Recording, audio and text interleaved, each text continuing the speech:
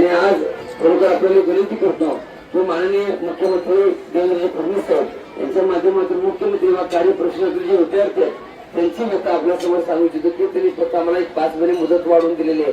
आपण ती मुदत वाढलेली आहे, अजून त्यामध्ये थोडी भर घालून त्या मुलांना कॉन्ट्रॅक्ट बेसवरती कसं होईल यासाठी आपण देखील आपल्या माध्यमातून प्रयत्न करावे अशी मी तुम्हाला विनंती करतो. आणि आल्याबद्दल तपोन रेंज चक्र मोठा करतो, आपल्या मनातून आभार व्यक्त करतो आणि आपण 2 मिनिट आपलं मनावर व्यक्त करावं.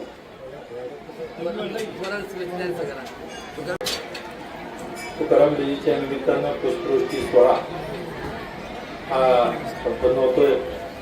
या तपोवन भूमीमध्ये संत बागडे बाबांच्या त्या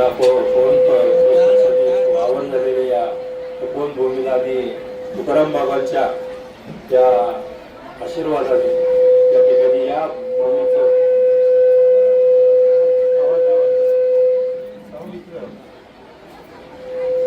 आज तुकाराम बेलीच्या निमित्तानं त्या ठिकाणी पुष्पवृष्टी होत असताना महाराजांनी जी जी भूमिका आम्हाला सांगितली, काल परवाच विषय झाला होता, त्या विद्यार्थ्यांच्या मुख्यमंत्री साहेबांच्या कानावरती घालून त्या विद्यार्थ्यांची ज्या व्यथा आहेत त्या सोडवण्याचं काम महाराजांनी निश्चित करेन.